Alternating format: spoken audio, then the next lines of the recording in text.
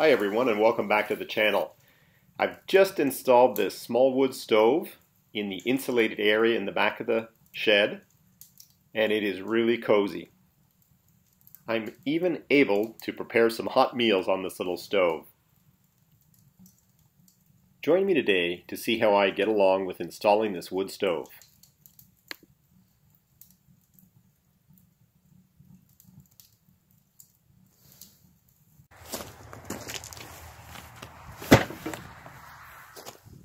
Hi everyone.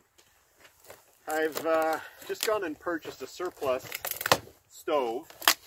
Actually, surplus as in it is a military stove apparently. Sold at a store here in the area. It's one of these camping stoves that you use in a tent or a very small area. And given that I'm off grid here, I've tried using a battery with an inverter to run some small heaters, and it just doesn't work. Drains the batteries very quickly as well. And so I'm going to give this a shot. This really is going to be the way I'm going to try to heat my small space in there during the cold winter months. And it's probably going to take me a few days to get this set up, but what I'm going to do today is just set it up and put a fire in it, because I understand that there are some oils that come on the piece out of the factory as well as the paint that'll burn off, and I'd rather it burn off outside than inside once I have it set up.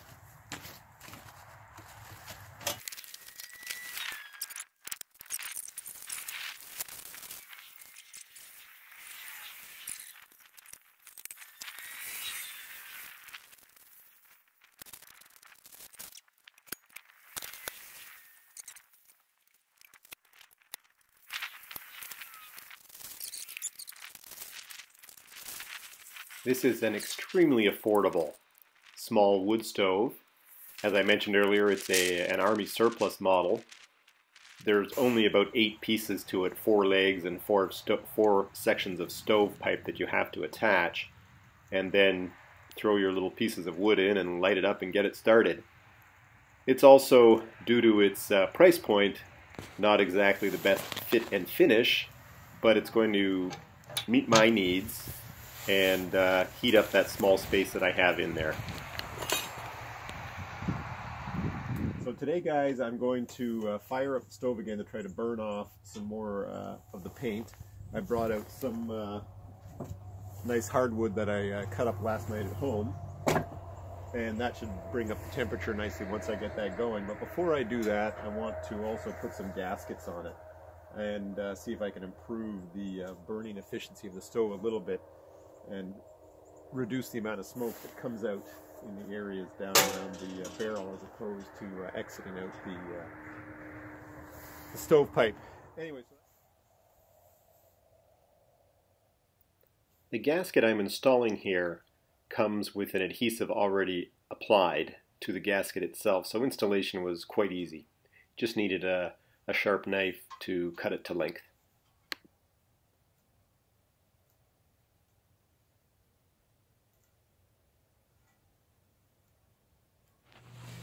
I unfortunately had the camera off while I started, but here we go. The gasket looks like it's holding. Not exactly. I didn't put it on in a great manner there. It's a little squiggly, but I think it's going to do the trick. I think it's going to stick. Early to be able to confirm that. But there you go. You see how that paint there is beginning to burn and peel off with some hardwood in there. I think I've got some really good dry maple here. That's going to really going to heat that little box up and burn it. Let me stuff some more hardwood in there. As I enter the shed here and walk towards the insulated room, you number one get an idea of the space that I'm working with and the room that I've created at the back of the shed. But as I scan up here or pan up, you can see the hole I've cut for the stovepipe. You'll also see with the holes in the wall here that I didn't exactly get it on the first try. Made a little bit of a mess of it, but in the end it worked out well and I was able to patch up the holes. From the outside you can see that I made a very good cut because I had an idea already of where the hole from the inside was coming from. Unfortunately, I did not capture it on my video camera. I can't remember what I did wrong exactly, but I did not have the video clip of me cutting out this hole. And here comes the stovepipe. Instead of using pipe from the kit or buying, let's say, pellet stove piping to finish off the plumbing for the stove here, I instead went and bought some tubing or exhaust pipe that's used in the automotive industry. In fact, I think this may be for trucks.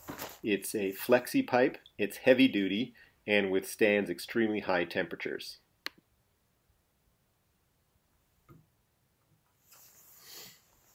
It's time to head back inside to install some insulation that's designed specifically for this application.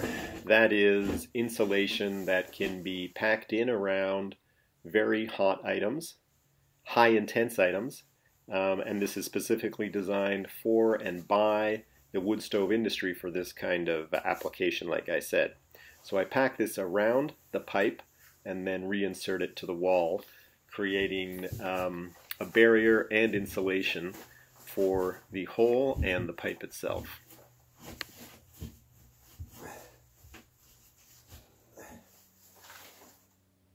In an effort to make the system a little bit more airtight and efficient, I applied gasket around many of the joints.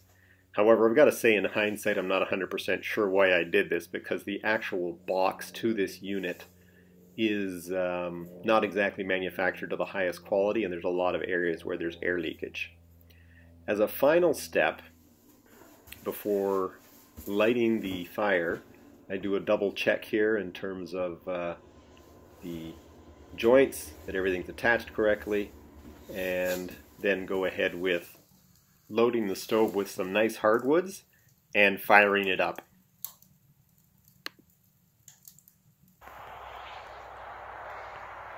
As you can see, the fire burns well inside the box, and it also draws well through the stovepipe.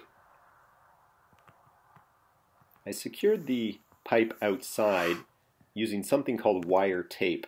It's wrapped around the pipe and secured to the wall on either side with screws. The stove is working really well and keeps the insulated room nice and toasty on these extremely cold and gray winter days. Thanks again for watching.